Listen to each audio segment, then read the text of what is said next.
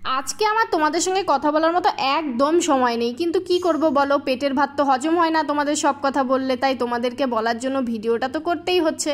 দেখো, আমি প্রথমেই সকালবেলা ঘুম থেকে উঠেই রেডি হয়ে নিয়েছি, কারণ রেডি না হলে তোমরা আবার সবসময় বলো আমি নাকি নাইটি পরে ভিডিও করি, তাই একটু অন্যরকম একটু ড্রেস করলাম।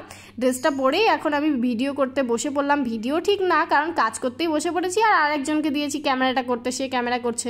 আমি কাজ করি আর অন্য একজন ভিডিও করে, কিন্তু লোকে বলে কি না আমি শুধু ভিডিওই করি, কোনো রকম কোনো কাজ করি না। আরে বাবা, কাজটা না করলে তাহলে ভিডিওটা কি করে দেখাই, সেটা তো কেউ বোঝেই না। সে যাই হোক, একটু বেশি বকে ফেললাম। কি করব বলো, মনের কিছু কথা তোমাদের আবার না বললেও পেটের ভাত হজম হয় না, কারণ তোমরাই এমন এমন কথা বলো যাতে আমার মাথাটা গরম হয়ে যায়, আর ভিডিওর মাধ্যমেই তোমাদের সেই কথাগুলো আমি উত্তর দিয়ে দিই। যাই হোক, দেখো আমরা এখন সবাই মিলে বসে পড়েছি কাজ করতে, কারণ আমি একা একা কাজ করছিলাম দেখে ওরা বললো ইস তোর কত কষ্ট হচ্ছে, দে আমরাও একটু সবাই মিলে কাজ করে দিই।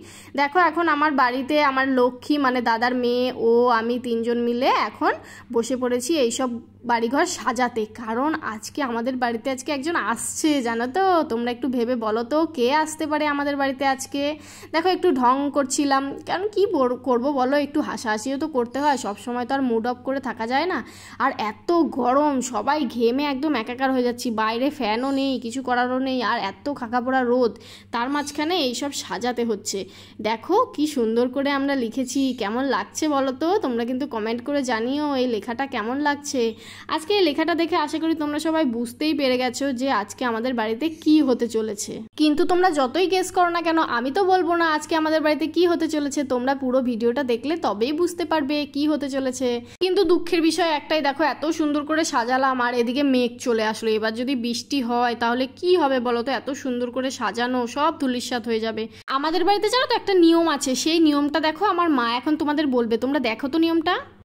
একটাই চাল দিলাম, একটাই লটারি দিলাম, দেখবো আমাদের মা লক্ষ্মী কি ভাগ্য নিয়ে আসে, অন্নপূর্ণার ভাগ্য না লটারির ভাগ্য।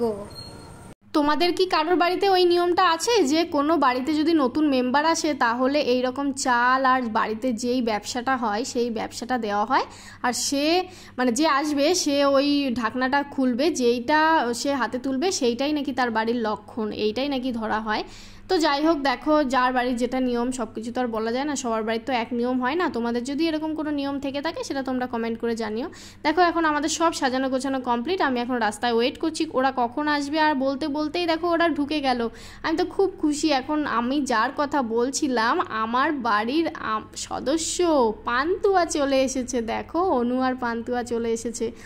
পান্তুয়া এখন ওর বাড়িতে প্রথম প্রবেশ করছে। এই বাড়িতে আমি একদিন প্রবেশ করেছিলাম জানো তো, ঠিক এইভাবেই আমার বাবা নিয়ে এসেছিলো, আমার দাদা আনতে গেছিলো, ঠিক এই রকমই দেখো আমার বাবা আর দাদা দুজনাই আনতে গেল আমাদের পান্তুয়াকে। আমারও বৃহস্পতিবার জন্ম, আমার দাদার মেয়েরও বৃহস্পতিবারই জন্ম। দেখো দুই মেয়ে, মানে আমার হয়তো ছোটোবেলাটা আমি কি করে মনে করব বলো, এই একই বয়সী, ওই বয়সটা কি আমার মনে থাকবে? আর এই বয়সে আমিও ঠিক এইভাবেই এসেছিলাম, আমার বাড়ির আরেকটা মেম্বারও চলে আসলো ঠিক এইভাবে, আর মা দেখো এখন ওকে বরণ করে নিল। তো যাই হোক, আমার বেলায় হয়তো এরকম বরণ টরণ ছিল না, কারণ আমাদের ঠাকুমারা যতই হোক আগেকার যুগের লোক, ওদের তো আর বরণ ছিল না। দেখো এখন অনু কি তুলছে, অনু চাল তুললো, মানে আমাদের লক্ষ্মীমা অন্নপূর্ণার ভাগ্য নিয়ে এসেছে। বুঝতে পারছো, একটা বাড়ির মেয়ে অন্নপূর্ণার ভাগ্য নিয়ে আসা মানে তো কতটা ভাগ্যের ব্যাপার। যাই হোক, অনু আমাদের এই সাজানো গোছানো দেখে তো খুব খুশি হয়েছে। ও দেখো একটু ঢং করে করে ঢুকছে, ওটা দেখে আমার একটু বেশি হাসি পেয়ে গেছিলো। আর ও তো খুব খুশি, অনু বিশেষ করে খুব খুশি ও বাড়িতে আসতে পেরে। ওর বাড়ির জন্য নাকি খুব মন খারাপ করছিল, তার জন্য ও এত তাড়াতাড়ি বাড়িতে চলে আসলো। আর বাড়িতে এই নতুন মেম্বারকে পেয়ে সবাই তো খুবই খুশি, মানে বুঝতে পারছো কত বছর পর আমাদের বাড়িতে একটা ছোট্ট বাচ্চা আসলো, সবাই তো খুশি হবেই তাই না। আমার মেয়েটা অনেক ছোট, যতই হোক ওটা ওর মামার বাড়ি, তা মামার বাড়িতেও এত আদর পায়, আর তাহলে এটা এখন এই পান্তুয়ার নিজের বাড়ি, তাহলে বুঝতে পারছো কতটা আদর পাবে। আর এখন দেখো আমার জেম্মা ওকে হাত পা টেনে টেনে ঘুম ভাঙাচ্ছে, সারাদিন দিনের বেলা ঘুমায় জানো তো, আর রাত্রেবেলা জেগে থাকে।